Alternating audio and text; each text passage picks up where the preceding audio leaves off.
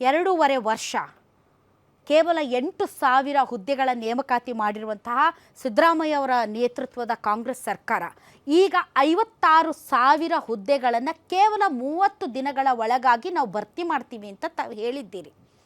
ಇಲ್ಲಿಯವರೆಗೆ ಮಾಡದೇ ಇರೋದಕ್ಕೆ ತಾವು ಕೋರ್ಟಲ್ಲಿ ಕೇಸ್ ಇದೆ ಮೀಸಲಾತಿಗೆ ಸಂಬಂಧಪಟ್ಟಂತೆ ಅನ್ನುವ ಕಾರಣವನ್ನು ಮುಂದಿಡ್ತಾ ಇದ್ರಿ. ಆದರೆ ಈಗ ಆ ಕಾರಣ ನಿಮ್ಮ ಮುಂದೆ ಇಲ್ಲ. ಬಿಕಾಸ್ ಅದನ್ನು ಸೆಟ್ ಅಸೈಡ್ ಮಾಡಿ ನೀವು 50% ರಿಸರ್ವೇಷನ್ನೊಂದಿಗೆ ತಾವು ಈಗ ಹೊಸ ನೇಮಕಾತಿಗಳನ್ನು ಮಾಡೋದಕ್ಕೆ ರೆಡಿ ಆಗಿದ್ದೀರಿ. ಹಾಗಾಗಿ 1 ವರ್ಷದಲ್ಲಿ 1,00,000 ನೇಮಕಾತಿ ಮಾಡಬೇಕು.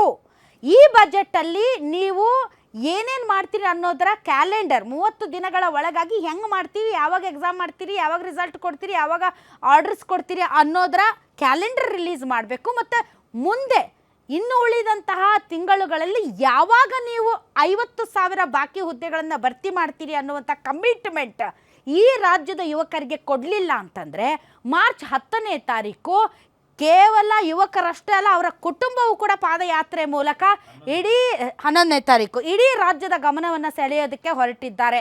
ಸೊ ನನ್ನ ರಿಕ್ವೆಸ್ಟ್ ಇಷ್ಟೇ, ಈ ಇಂದಿನ ಯುವಕರ ಸ್ಥಿತಿಗತಿಗಳನ್ನು ಅರಿತು ಸೂಕ್ಷ್ಮತೆಯನ್ನು ಪ್ರದರ್ಶಿಸುವಂಥ ಸರ್ಕಾರಕ್ಕೆ ಉಳಿಗಾಲ ಇದೆ.